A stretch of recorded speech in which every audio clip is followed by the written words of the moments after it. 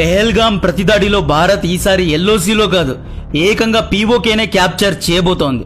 భారత్ పాకిస్తాన్లోని నగరాల్లో దూరి దాడి చేయబోతోంది అన్న విషయాన్ని స్వయానా పాకిస్తానీ డిఫెన్స్ మినిస్టర్ అయిన ఖ్వాజా ఆసిఫే ఒప్పుకున్నాడు. ఇస్లామాబాద్, లాహోర్, రావల్పిండిలో దీపావళి సెలబ్రేషన్స్ చూడడానికి రెడీగా ఉండండి. మైండ్ బ్లోయింగ్ అప్డేట్స్ ను ఇవ్వబోతున్నా, ఎక్కడా స్కిప్ చేయొద్దు. ఎస్, మన పాకిస్తాన్ లో హిట్ చేయడానికి 42 స్థావరాలను ఐడెంటిఫై చేసి పెట్టింది. ఈసారి ఒక్క చోటే దాడులు జరగవు, మల్టిపుల్ స్థావరాల్లో దాడులను ఒకేసారి చూడబోతున్నాం.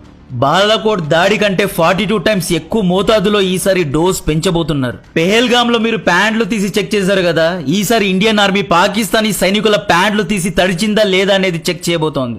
నిన్న మోడీ గారు మీడియా ముందుకు వచ్చి హిందీలో ప్రసంగాన్ని మొదలుపెట్టారు. మధ్యలో ఇంగ్లీష్ లో మాట్లాడుతూ message is loud and clear, punishment beyond imagination, శత్రువు భూమి అంచుల్లో దాక్కున్నా వదిలేది లేదు అని క్లియర్ గా ప్రపంచ దేశాలకు అర్థమయ్యే విధంగా భారత్ ప్రతిదాడి చేయబోతోంది అనే స్టేట్మెంట్ ఇచ్చాడు. Every terrorist and their backers, we will pursue them to the ends of the earth. ఈసారి ఇండియా ఇజ్రాయెల్ స్టైల్లో యాక్షన్ తీసుకోబోతోంది. పెహల్గాం దాడి చేయించిన ఎనిమిస్ అందరినీ ఐడెంటిఫై చేసి చంపబోతున్నారు. భారత్ పాకిస్తాన్ ను అన్ని వైపులా బంధిస్తోంది. భారత్ 26 దేశాల్లో ఉన్న దౌత్యవేత్తలను ఇండియాకు పిలిపించి, అమెరికా, ఇజ్రాయెల్, రష్యా, చైనా ఇలా అన్ని దేశాల దౌత్యవేత్తలను పిలిపించి పెహల్గాంలో ఎలా ఉగ్రదాడి చేశారు, ఎంత ఘోరంగా ప్రవర్తించారు అనేది ఎక్స్ప్లెయిన్ చేయబోతోంది. దీనికి ప్రతీకారంగానే మేము పాకిస్తాన్ లోపలికి వెళ్లి దాడి చేశామని క్లారిఫై చేయబోతోంది. పాకిస్తాన్ కు హెల్ప్ చేయడానికి ఐరన్ బ్రదర్ చైనా కూడా ముందుకు రాదు. ప్రతిదాడి కోసం భారత్ ఎలా సిద్ధమవుతోంది అంటే, మొదటగా పెహల్గాం ప్రతిదాడిలో ఎవరిని దించాలో భారత్ దాన్నే దించింది. బాహుబలి నౌక మన ఇండియన్ నేవీ దగ్గరున్న ఐఎన్ఎస్ విక్రాంత్ ను అరేబియన్ మహాసముద్రంలో పాకిస్తాన్ సీ బార్డర్ వద్ద దించారు. మనం నిన్న వీడియోలో చెప్పాం, ఈసారి ప్రతిదాడి అనేది బాలాకోట్ లాగా, ఊరిలాగా సీక్రెట్ గా, సర్జికల్ గా ఉండకూడదు అని, అందరికీ తెలిసేలా ఉండాలి అని. ఎస్, ఈసారి ఇండియా యుద్ధానికి సిద్ధమైంది. ఇక్కడ కొంతమంది ఇండియా యుద్ధం చేయకూడదు, దీనివల్ల మన ఆర్థిక వ్యవస్థ దెబ్బతింటుంది అంటున్నారు. పెహల్గాంలో ఏం జరిగిందో తెలుసు కదా, అమాయకమైన ప్రజలను మతం అడిగి మరీ చంపారు. కల్మా చదవడం వచ్చా లేదా అని ఇంటర్వ్యూ పెట్టారు, అత్యంత ఘోరంగా చంపారు. వీళ్ళు చనిపోయిన వారి ఫ్యామిలీతో మాట్లాడితే అర్థమవుతుంది. ఆ తర్వాత ఎకానమీ గురించి ఆలోచిద్దాం. ఇప్పుడు స్ట్రాంగ్ గా ఇండియా యాక్షన్ తీసుకోలేదు అంటే పాకిస్తాన్ మనల్ని క్యాజువల్ గా తీసుకుంటుంది. పాకిస్తాన్ ఏమనుకుంది, మనం కాశ్మీర్లో ఉగ్రదాడి చేయించినా ప్రతీకారంగా భారత్ సర్జికల్ స్ట్రైక్స్ వంటి చిన్న చిన్న ఆపరేషన్స్ చేస్తుందిలే అనుకుంది, ఈజీగా తీసుకుంది. ఈసారి ప్రతిదాడి యుద్ధం వరకు వెళ్తేనే, ఈసారి దాడిలో పాకిస్తాన్ సైనికులు చనిపోతేనే పాకిస్తాన్ కు బుద్ధొస్తుంది. పెహల్గాం కు ప్రతీకారం తీర్చుకోలేదంటే దేనికోసం ఇంత పెద్ద సైన్యం, దేనికోసం ఈ జీడిపి, దేనికోసం ఈ డబ్బు, దేనికోసం ఈ డెవలప్మెంట్? గేమ్ ఆల్రెడీ స్టార్ట్ అయింది. ఐఎన్ఎస్ విక్రాంత్ ను 1971లో బే ఆఫ్ బెంగాల్లో డిప్లాయ్ చేస్తే ఈ నౌక పాకిస్తాన్ ను 2 ముక్కలు చేసి బంగ్లాదేశ్ కు స్వాతంత్రాన్ని తీసుకొచ్చింది. ఇప్పుడు 2025లో ఐఎన్ఎస్ విక్రాంత్ కేవలం ఒకే ఒక్క వారంలో పాకిస్తాన్ ను కాళ్ల బేరానికి తీసుకురాగలదు. Step by step war update ను ఇచ్చే ముందు దయచేసి ఇటువంటి వీడియోస్ ను షేర్ చేయండి, ఇది చాలా important video. Indian army LOC దాటడానికి ప్లానింగ్ చేయబోతోంది. పీఓకేను రీక్యాప్చర్ చేయడానికి ప్లాన్ చేస్తోంది. ఈ విషయాలన్నీ పాకిస్తాన్ కు తెలుసు. ఇంతకు ముందే మనందరికీ తెలుసు, పెహల్గాం ప్రతిదాడికి ప్రతీకారంగా ఇండస్ వాటర్ ట్రీటీను రద్దు చేయడం జరిగింది అని. అత్తారి వజా బార్డర్ ను భారత్ క్లోజ్ చేయడం జరిగింది. వీసా బ్యాన్ చేసింది. ఎంబసీ లేదా హై కమిషన్ లో ఉన్న పాకిస్తానీ దౌత్యవేత్తలను గెంటివేసింది. దీనికి కౌంటర్ గా పాకిస్తాన్ ప్రధాని షెహబాజ్ షరీఫ్ కూడా ఒక క్యాబినెట్ అండ్ సెక్యూరిటీ మీటింగ్ ను పెట్టి టీ సమోసా తాగి ఇండియాకు కౌంటర్ ఇచ్చాడు. ఇండస్ వాటర్ ట్రీటీను క్యాన్సిల్ చేయడం యాక్ట్ ఆఫ్ వార్ గా పరిగణించబడుతుంది అన్నాడు. అండ్ భారత్ యుద్ధాన్ని రేకెత్తించేలా ప్రవర్తిస్తోంది అన్నాడు. పాక్ కూడా ఇండియన్ డిప్లొమాట్స్ ను ఎక్స్పల్ చేస్తోంది అన్నాడు. ఇండియా లాగా వీసా బ్యాన్ ను పాకిస్తాన్ కూడా విధించింది. పాకిస్తాన్ షిమ్లా అగ్రిమెంట్ ను సస్పెండ్ చేసింది. పాకిస్తాన్ ఎయిర్ స్పేస్ ను వాడి యుఏఈకు వెళ్లే ఇండియన్ ఫ్లైట్స్ ను తక్షణమే పాకిస్తాన్ బ్యాన్ చేసింది. అంటే తన ఎయిర్ స్పేస్ ను పాకిస్తాన్ మనకు ఇవ్వడం లేదు అన్నమాట. ఈ షిమ్లా అగ్రిమెంట్ ను పాకిస్తాన్ బ్యాన్ చేసి ఇండియన్ ఆర్మీని పీఓకేకు ఆహ్వానించింది. రండి మమ్మల్ని చంపి వెళ్ళండి అని ఆహ్వానించింది. అసలు ఈ షిమ్లా అగ్రిమెంట్ అంటే ఏంటో చెప్తా. 1971లో ఇండియా చేతిలో పాకిస్తాన్ ఘోరంగా ఓడిపోయింది. ఇండియన్ ఆర్మీ ఆధీనంలో 90,000 పాకిస్తానీ సైనికులు అరెస్ట్ అయి ఉన్నారు. సో 1972లో పాకిస్తాన్ కాళ్ళబేరానికి వచ్చి ఇందిరాగాంధీ గారితో ఒక ఒప్పందం చేసుకున్నారు. ఈ ఒప్పందంలో ఎల్ఓసి అంటే లైన్ ఆఫ్ కంట్రోల్ ను ఇద్దరూ గౌరవించాలి అని, ఎల్ఓసి దాటి ఎవ్వరు అటువైపు గాని ఇటువైపు గాని వెళ్ళకూడదు అని, ఎల్ఓసిలో ఫైరింగ్ చేసుకోకూడదు అని, ఏదైనా ఇష్యూ ఉంటే ఇరు దేశాలు కూర్చొని మాట్లాడుకోవాలి అని, మూడవ దేశాన్ని ఇన్వాల్వ్ చేయొద్దు అని చెప్పి ఒప్పందం చేసుకున్నారు. ఇప్పుడు పాకిస్తానే ఈ ఒప్పందాన్ని మొదటగా సస్పెండ్ చేసింది కాబట్టి మనం ఎల్ఓసిను దాటి పీఓకేలో దాడులు చేయొచ్చు. ఇక్కడ మనోళ్ళు అంటారు పీఓకేను ఎందుకు ఆక్రమించుకోవాలి అని. ఎందుకు ఆక్రమించుకోకూడదు? పీఓకే ద్వారానే కదా ఇంతమంది ఉగ్రవాదులు వస్తున్నారు. పీఓకే ఆక్రమించుకోకపోయినా ఆక్రమించిన ఉగ్రదాడులు ఆగడం లేదు కదా. సో పీఓకేలో మన ఆర్మీని దించితేనే పాకిస్తాన్ కాళ్ళ బేరానికి వచ్చి ఒక టేబుల్లో కూర్చొని దీనికి ఫుల్ స్టాప్ పెడుతుంది. లేకపోతే పాకిస్తాన్ తగ్గదు. డెస్పరేషన్ లో పాకిస్తాన్ భారత్ వలలో పడింది. అదెలా అంటే ఇండస్ వాటర్ ట్రీటీను భారత్ రద్దు చేసింది కాబట్టి తాను ఏదో ఒక కౌంటర్ తీసుకోవాలి అనే డెస్పరేషన్ లో షేబాజ్ షరీఫ్ షిమ్లా అగ్రిమెంట్ ను సస్పెండ్ చేశాడు. ఇప్పుడు ఇండియాకు ఫ్రీ హ్యాండ్ వచ్చేసింది. ఎల్ఓసిలో దాడులు చేయొచ్చు, పీఓకేలో దూరొచ్చు, ఎవరు అడగలేరు. ఎవరైనా అడిగితే షిమ్లా అగ్రిమెంట్ ను పాకిస్తానే సస్పెండ్ చేసిందని చెప్పొచ్చు. మొదటగా పాకిస్తాన్ ఈ షిమ్లా అగ్రిమెంట్ ను రద్దు చేసింది కాబట్టి మనకు ఫ్రీ హ్యాండ్, ఫ్రీ యాక్సెస్, విచ్చలవిడిగా దాడులు చేసుకోవచ్చు. ఇండియన్ ఆర్మీ తన ఎక్సర్సైజెస్ కు పెట్టిన పేరు ఆక్రమణ్ అంటే ఆక్రమించుంట. ఇండియన్ ఆర్మీ పీఓకే లోపల దూరడానికి రెడీ అయిందన్న విషయం పాకిస్తాన్ కూడా బాగా తెలుసు. పాకిస్తాన్ పీఓకేలో ఉన్న ఉగ్రవాద శిబిరాలను వెనక్కి పంపుతోంది. ఇండియా 4 వైపుల నుండి పాకిస్తాన్ ను చుట్టుముట్టింది. ఆ 4 స్ట్రాటజీస్ ఏంటి అంటే భూమి, సముద్రం, ఆకాశం అండ్ డిప్లొమసీ అంటే దౌత్యం. ఈ 4 విభాగాల్లో భారత్ పాకిస్తాన్ పైన యుద్ధం చేయబోతోంది. మొదటగా ఆకాశం. మన Indian air force already border వద్ద ఆక్రమణ అనే పేరు మీద ఎయిర్ డ్రిల్స్ చేస్తోంది. రఫైల్, సుఖై యుద్ధ విమానాలు కొండల్లో ఎలా దాడులు చేయాలి అనే డ్రిల్స్ చేస్తున్నాయి. Message is very clear. ఆక్రమణ అంటే ఆక్రమించుట. ఈ ఎయిర్ డ్రిల్స్ లో రఫేల్ జెట్స్ ద్వారా ప్రిసైజ్ గా టార్గెట్ ను ఎలా హిట్ చేయాలో ఎక్సర్సైజ్ చేస్తున్నారు. Meteor air to air missiles and long range precision strike missiles ను డిప్లాయ్ చేశారు. రష్యా ఒక అడ్వాన్స్డ్ మిసైల్ డిఫెన్స్ సిస్టమ్ అయిన S-400 ను బార్డర్ వద్ద దించారు. S-400 పని పాకిస్తాన్ నుండి వచ్చే మిసైల్స్ ను, డ్రోన్స్ ను గాల్లోనే ధ్వంసం చేయడం. ఎయిర్ పవర్ లో Indian air force Pakistan air force కంటే చాలా స్ట్రాంగ్ గా ఉంది. భారత్ దగ్గర 2229 air crafts and 513 fighter jets ఉన్నాయి. పాకిస్తాన్ దగ్గర కేవలం 1400 air crafts and 328 fighter jets మాత్రమే ఉన్నాయి. నెక్స్ట్ సముద్ర దాడి. సముద్ర పరంగా దాడి చేయడానికి ఆల్రెడీ INS విక్రాంత్ ను, INS సూరత్ ను రంగంలో దింపారు. అరేబియన్ సీలో మన యుద్ధ నౌకలు నిలబడ్డాయి. INS విక్రాంత్ ను దింపడం అనేది సైకలాజికల్ గా శత్రువుని చంపడం లాంటిది. విక్రాంత్ లాంటి ఎయిర్ క్రాఫ్ట్ క్యారియర్స్ లో MiG-29K వంటి యుద్ధ విమానాలున్నాయి. ఈ యుద్ధ విమానాలను ఈ నౌకల్లో క్యారీ చేసి పాకిస్తాన్ సముద్ర తీరానికి వెళ్తారు. ఈ ఎయిర్ క్రాఫ్ట్స్ ను పాకిస్తాన్ యొక్క Gwadar port, Karachi port, Sindhu ports పైన దాడి చేయడానికి వాడుతారు అన్నమాట. అంటే సముద్ర మార్గం గుండా పాకిస్తాన్ కు వెళ్లే ఎక్స్పోర్ట్స్ ఆర్ ఇంపోర్ట్ షిప్స్ పైన దాడి చేయబోతున్నారు. పాకిస్తాన్ కు కావాల్సిన ఆయిల్ మొత్తం మిడిల్ ఈస్ట్ నుండి, గల్ఫ్ దేశాల నుండి వస్తుంది కాబట్టి ఈ అరేబియన్ సీను వారం రోజులు బ్లాక్ చేస్తే పాకిస్తాన్ వార్ ట్యాంకర్స్ లో పెట్రోల్ కొట్టడానికి కూడా పెట్రోల్ ఉండదు. వారం రోజుల్లో పాకిస్తాన్ కాళ్ళ బేరానికి వచ్చేస్తుంది. తినడానికి తిండి లేక చచ్చిపోతుంది పాకిస్తాన్. ఆల్రెడీ ఇండస్ వాటర్ ట్రీటీను బ్యాన్ చేసి నీళ్లు లేకుండా చేశాం, వ్యవసాయం లేకుండా చేశాం.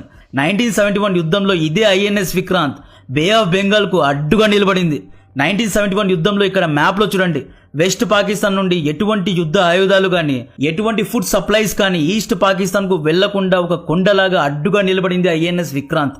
1971లో ఈ INS విక్రాంత్ లో ఉన్న సీహాక్స్ హెలికాప్టర్స్, యుద్ధ విమానాలే కాక్స్ బజార్, చిట్టగాంగ్ వంటి బంగ్లాదేశీ పోర్ట్స్ పైన దాడి చేశాయి. వెస్ట్ బంగ్లాదేశ్ కు యుద్ధ ఆయుధాలు, ఫుడ్ సప్లైస్ రానందునే 90,000 మంది పాకిస్తానీ సైనికులు 1971లో భారత్ కు లొంగిపోయారు. ఇండియన్ నేవీ దగ్గర 293 యుద్ధ నౌకలు, 18 జలాంతరగాములు అంటే సబ్మరైన్స్, 50 డెస్ట్రాయర్స్ అండ్ ఫ్రిగేట్స్ ఉన్నాయి. ఇండియా దగ్గర INS Vikramaditya, INS Vikrant 2 air craft carriers ఉన్నాయి. కాంట్రాస్ట్ గా పాకిస్తాన్ దగ్గర ఒక్కడంటే ఒక్క ఎయిర్ క్రాఫ్ట్ క్యారియర్ లేదు.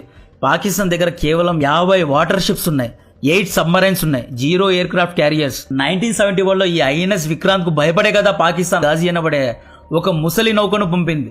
దీన్ని విశాఖపట్నం పోర్ట్ వద్ద INS రాజ్పుత్ ధ్వంసం చేసి చంపింది. ఒకవేళ పాకిస్తాన్ మనపైన దాడి చేస్తే లేదా యుద్ధం క్రిటికల్ స్టేజ్ కు వెళ్తే INS విక్రాంత్ యాక్టివేట్ అవుతుంది. INS విక్రాంత్ పని పాకిస్తాన్ సీ పోర్ట్స్ పైన దాడి చేయడమే.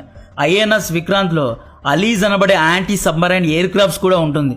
ఈ ఎయిర్ క్రాఫ్ట్స్ పై నుండి సబ్మరైన్స్ అంటే జలాంతర్గామి యొక్క లొకేషన్ ను ట్రేస్ చేసి సబ్మరైన్స్ ను ధ్వంసం కూడా చేయగలవు. Third strategy diplomatic war. ఇంతకు ముందు చెప్పా కదా, పాకిస్తాన్ అన్ని వైపుల నుండి ఐసోలేట్ అయిపోయింది. ఆఫ్ఘనిస్తాన్ యుద్ధం ఉన్నప్పుడు అమెరికాకు పాకిస్తాన్ సహాయం అవసరం ఉండేది. అంటే ఆఫ్ఘనీ లోకల్స్ తో, వార్ లార్డ్స్ తో కమ్యూనికేట్ అవ్వడానికి అమెరికా పాకిస్తాన్ ISI యొక్క సహాయం తీసుకునేది. ఎప్పుడైతే 2021లో అమెరికా ఆఫ్ఘనిస్తాన్ నుండి వెనక్కి వెళ్లిపోయిందో అప్పటి నుండి అమెరికా పాకిస్తాన్కు గడ్డి కూడా వేయడం లేదు, పాకిస్తాన్కు బెయిల్అవుట్ కూడా చేయడం లేదు, పాకిస్తాన్కు అప్పులు కూడా ఇవ్వడం లేదు. సో ట్రంప్ మోడీ గారికి కాల్ చేసి ప్రతిదాడి చేయి, నేను సపోర్ట్ చేస్తా అన్నాడు. నెక్స్ట్ పాకిస్తాన్కు సపోర్ట్ చేయడానికి చైనా కూడా రాదు, ఎందుకంటే చైనా ఆల్రెడీ పాకిస్తాన్తో విసిగిపోయి ఉంది. చైనా పాకిస్తాన్లో సిపాక్ ప్రాజెక్ట్ ఇన్వెస్ట్మెంట్ చేసింది. పాకిస్తాన్ ద్వారా చైనాకు ఎటువంటి లాభం ఇప్పటి వరకు రాలేదు. Balochistan fighters and TTP fighters యొక్క దాడుల కారణంగా సిపాక్ ప్రాజెక్ట్ మధ్యలోనే ఆగిపోయింది. $70 బిలియన్ పాకిస్తాన్లో చైనా ఇన్వెస్ట్ చేసినా ఎటువంటి లాభం లేదు. కాబట్టి చైనా డెఫినెట్గా పాకిస్తాన్కు సపోర్ట్ చేయదు. మోర్ ఓవర్ ఇండియా చైనా మధ్య ఇయర్లీ $108 బిలియన్ వ్యాపారం జరుగుతుంది. అదే చైనా పాకిస్తాన్ మధ్య కేవలం $8 బిలియన్ మాత్రమే జరుగుతుంది. సో వ్యాపార పరంగా కూడా చైనాకు ఇండియానే ముఖ్యం. ఇప్పుడు అమెరికా చైనా మధ్య వ్యాపార యుద్ధం జరుగుతోంది కాబట్టి చైనాకు ఇండియా యొక్క అవసరం చాలా ఉంది. ఆఫ్ఘనిస్తాన్ మేము భారత్కి సపోర్ట్ చేస్తున్నామని ముందుకొచ్చింది. జోర్డాన్ రాజు మోడీ గారికి కాల్ చేశాడు. సౌదీ, ఒమాన్ ఇలా గల్ఫ్ రాజులందరూ మోడీ గారికి కాల్ చేసి ప్రతిదాడి చేయండి, మీ వెనక మేమున్నాము అన్నాడు. రష్యా ఇండియా వెనుక గట్టిగా నిలబడిందండి. సో రష్యా ఉన్నంత వరకు నార్త్ కొరియా కానీ ఇరాన్ కానీ పాకిస్తాన్కు సపోర్ట్ చేసే ఛాన్సే లేదు. ముదురు నాయకుడు మొహమ్మద్ యూనిస్ పాకిస్తాన్కు సపోర్ట్ చేసిన మాట సహాయం వరకే ఉంటుంది, కానీ చేతల్లో వీడు ఏమీ చేయలేడు. లాస్ట్ స్ట్రాటజీ భూమి మార్గం గుండా దాడి చేస్తారు. ఎల్ఓసి వద్ద పెద్ద ఎత్తున మన ఇండియన్ ఆర్మీ యూనిట్స్ డిప్లాయ్ అయి ఉన్నారు. వీళ్ళు ఎలా పీఓకేలో దాడి చేస్తారో అనేదే సస్పెన్స్.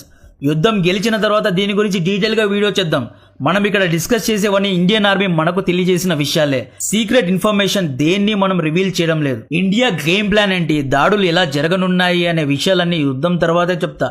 ఇప్పుడు సైకలాజికల్ గా మెంటలీ పాకిస్తాన్కు సపోర్ట్ చేసే వారి మైండ్ ను డిస్టర్బ్ చేయడానికి షేబాజ్ షరీఫ్, ఆసిఫ్ మునీర్లో యుద్ధ భయాన్ని నింపడానికి ఈ డ్రిల్స్ అన్ని చేస్తున్నారు. దీంతో పాటు ఇండియా మాటల్లో మాత్రమే ఇండస్ ట్రీటీను బ్యాన్ చేయలేదు. యాక్చువల్లీ ఇండస్ రివర్ దగ్గర ఉన్న 4 డ్యామ్స్ యొక్క గేట్స్ ను కూడా నిన్న క్లోజ్ చేశారు. భారత్ నుండి వెళ్లే 5 నదుల ద్వారా పాకిస్తాన్ దాదాపు 45% వ్యవసాయం చేస్తుంది. దాదాపు 21% పాకిస్తాన్ జీడిపి ఈ వ్యవసాయం ద్వారానే నడుస్తుంది. నీళ్లు లేకపోతే పంటలు నష్టపోతారు.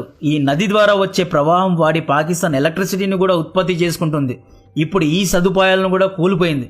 ఇండస్ వాటర్ ట్రీటీ ఫాస్ట్ గా కాకుండా స్లోగా మెల్లిమెల్లిగా పాకిస్తాన్ ను లిటరల్లీ చంపేస్తుంది. ఇన్ బిట్వీన్ ఎల్ఓసి బార్డర్ వద్ద ఒక BSF కానిస్టేబుల్ పాకిస్తానీ సైనికులకు చిక్కాడు.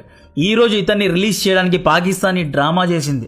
ఇండియన్ BSF యూనిట్ ను పిలిపించి మీటింగ్ చేద్దాం రండి, ఇతన్ని మేము విడిపిస్తాము అంటే ఇండియన్ ఆర్మీ మీటింగ్ కు వెళ్ళలేదు. Message is very clear. Indian army Pakistan తో కూర్చొని మాట్లాడే పరిస్థితుల్లో లేదు.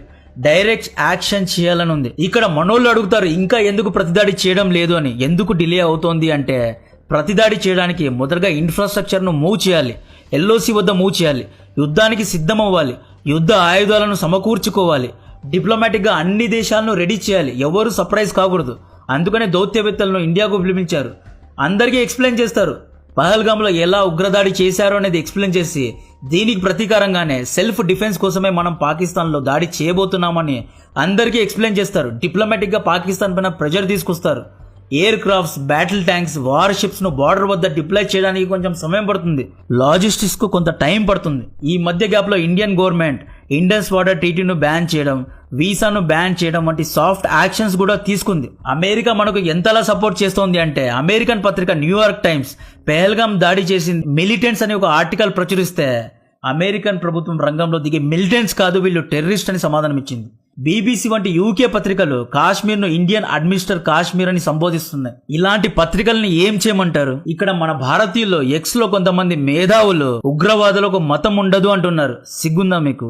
పేల్గాంలో మతాన్ని అడిగి చంపారు. కల్మా చదవడానికి వచ్చా లేదా అని ప్యాంట్ చూసి నిర్ధారణ చేసుకొని వీడు ముస్లిమా హిందూ అని కన్ఫర్మ్ చేసుకునే చంపారు. ఇంత జరిగినా ఇంకా అర్థం కావడం లేదా? ఉగ్రవాదులకు మతం లేదు, ధర్మం లేదు అని బేస్లెస్ గా కమెంట్స్ చేయదు. ఇక్కడ ఎవరి ధర్మం ఏంటి అని క్లియర్ గా తెలుస్తోంది. లిబరల్ మత్తు నుండి బయటకు వచ్చి నిజాన్ని విశ్లేషించుకోండి.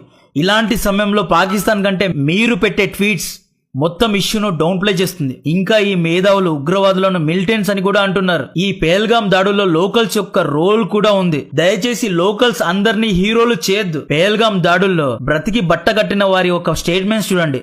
కాశ్మీరీ లోకల్స్ నుండి కొంతమంది ఈ దాడుల్లో ఇన్వాల్వ్ అయ్యారంట. అక్కడ ఫైరింగ్ జరుగుతుంటే షాల్స్ అమ్మే ఒక లోకల్ వ్యక్తి మన టూరిస్టులను అక్కడ ఏమీ జరగడం లేదు, జస్ట్ ఫైరింగ్ మాత్రమే జరుగుతోంది, జస్ట్ మిలిటరీ ఎక్సర్సైజ్ జరుగుతోంది, ఏమీ కాదు, లోపలికి వెళ్ళండి అని పంపారంట. ఎందుకు పంపాడు? ఒమర్ అబ్దుల్లా ఎంపీ కాశ్మీర్ లో హిందీ కల్చర్ ఆక్రమణ జరుగుతోంది అని స్టేట్మెంట్ కూడా వచ్చాడు. లాస్ట్ ఇయర్ సెప్టెంబర్ లో దాదాపు 6 ఏళ్ల తర్వాత జమ్మూ కాశ్మీర్ లో అసెంబ్లీ ఎలక్షన్స్ జరిగాయి. ఒమర్ అబ్దుల్లా గెలిచాడు. ఆ తర్వాత ఈ దాడి జరిగింది. ఇన్వెస్టిగేషన్ ఈ పాయింట్ నుండి స్టార్ట్ చేయాలి. పాకిస్తాన్ పైన బ్లేమ్ చేయడం ఓకే, కానీ ఇక్కడ కాశ్మీరీ లోకల్స్ యొక్క హ్యాండ్ ఎంతవరకు ఉంది అనేది కూడా ఇన్వెస్టిగేషన్ చేయాలి. వార్ అప్డేట్ గురించిన మరిన్ని డీటెయిల్స్ ఇస్తూనే ఉంటా. కంటెంట్ నచ్చితే వీడియోను లైక్ చేయండి, ఛానల్ సబ్స్క్రైబ్ చేసి అందరికీ షేర్ చేయండి. జై హింద్.